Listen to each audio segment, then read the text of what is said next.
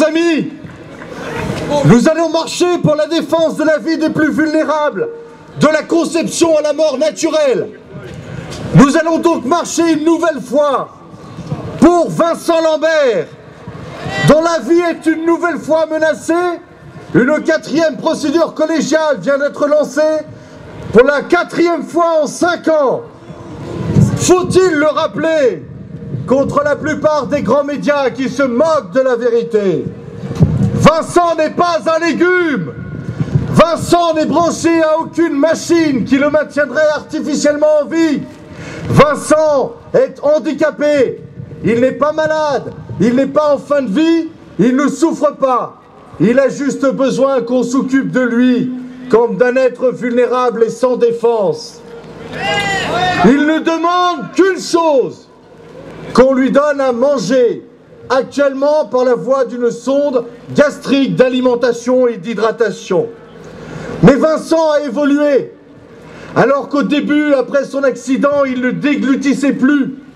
Raison de son alimentation artificielle, il a retrouvé ce réflexe de déglutition. Nous avons filmé Vincent en train de manger des cuillerées de compote et de yaourt données par sa mère Viviane. Nous avons soumis ce film aux plus grands spécialistes médicaux des patients en état post-relationnel.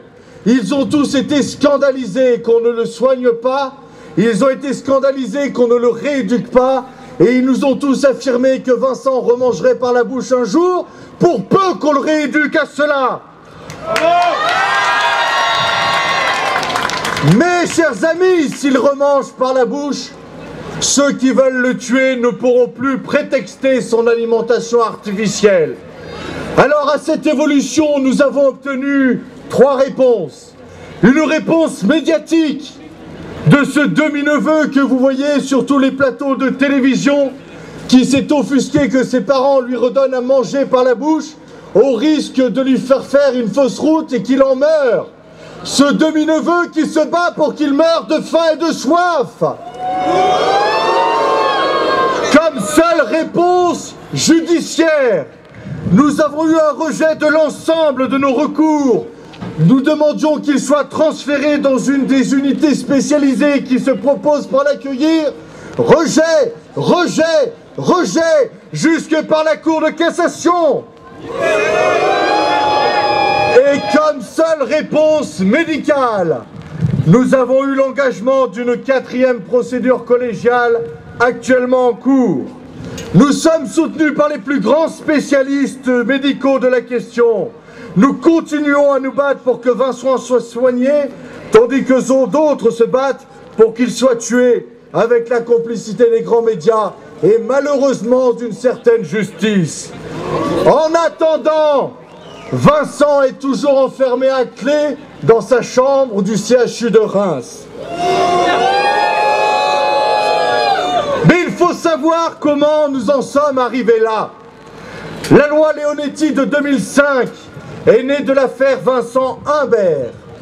Certains se sont posé la question de savoir comment se débarrasser de certains qui encombrent sans avoir à pousser sur la seringue, et ils ont eu cette idée abominable, dire que donner à boire et à manger par voie artificielle était une technique de réanimation médicale qu'on pouvait arrêter. Comme un nourrisson qu'on laisserait son nourriture dans son lit à barreaux. Et pour le justifier, ils ont posé un jugement sur le sens de la vie des plus vulnérables, et ils ont même présumé, c'est écrit dans la loi et dans les motifs de la loi de 2015, ils ont présumé que ces patients ne voulaient pas vivre. Car ces gens qui veulent la mort de Vincent Lambert sont des hypocrites. Ils ne veulent pas pousser sur la seringue, c'est trop sale. Mais voir mourir de faim et de soif, c'est tellement plus fascinant et réconfortant pour leur conscience. La première application de la loi Leonetti date de 2005. Hervé Pierrat, sur son lit d'hôpital, à qui on aura arrêté l'alimentation et l'hydratation artificielle et qui sera mort en 6 jours d'agonie parcourue d'atroces convulsions. Au même moment, aux États-Unis en 2005, le mari de Terri Schiavo, qui avait refait sa vie avec une autre femme et touché l'assurance vie de 800 000 $, arrive enfin, au bout de 10 années de procédure, à provoquer la mort de son épouse de faim et de soif. Terri Schiavo était dans la même situation que Vincent Lambert. Allez voir des vidéos sur Internet. Elle riait avec son père. Ils l'ont tuée et elle est morte au bout de 13 jours d'abominable agonie, atrocement, de faim et de soif. Ces morts de déshydratation sont abominables. Ils le savent. Ils ont donc inventé en 2015 la sédation terminale pour espérer calmer les souffrances qu'ils auront eux-mêmes créées. Jean Leonetti lui-même a revendiqué depuis 2005 plus de 70 000 arrêts de traitement sur des personnes hors d'état d'exprimer leur volonté. 21 par jour.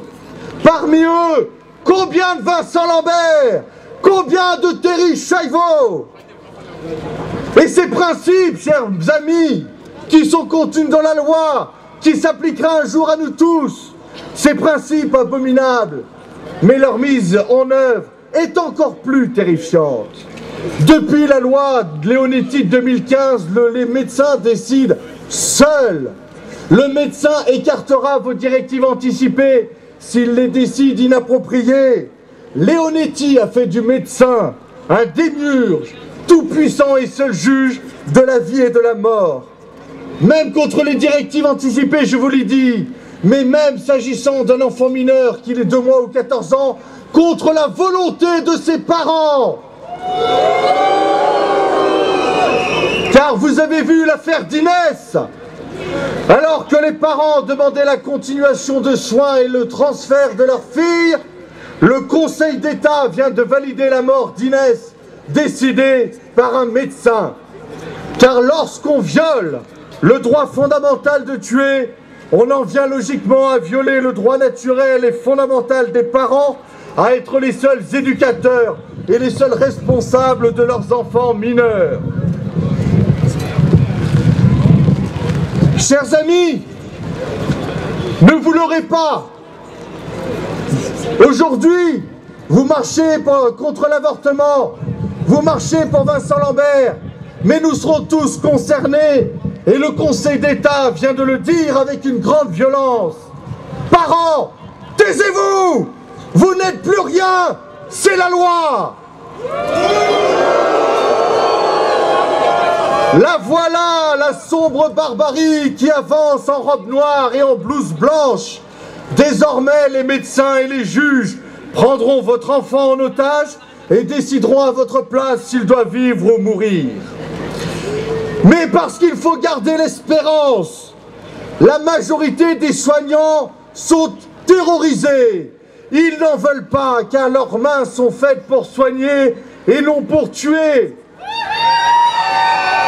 Des représentants de ces soignants sont là aujourd'hui avec nous, emmenés par Odile Guinepin, en première ligne de ce cortège qui va démarrer. Rendez-leur hommage, acclamez-les, car ils sont désormais nos seuls anges gardiens. Que ces soignants que nous saluons rappellent aux médecins dénaturés par la loi Leonetti, qu'ils leur rappellent l'antique et si actuel serment d'Hippocrate, qui condamne ceux qui l'ont transformé en serment d'hypocrite, ceux-là même qui n'ont gardé de leur caducée que le serpent. Je ferai tout pour soulager les souffrances. Je ne prolongerai pas abusivement les agonies. Je ne provoquerai jamais la mort délibérément. Que les hommes et mes confrères m'accordent leur estime si je suis fidèle à mes promesses. Que je sois déshonoré et méprisé si j'y manque. C'est un combat de civilisation qui résonne depuis 2500 ans. C'est notre combat!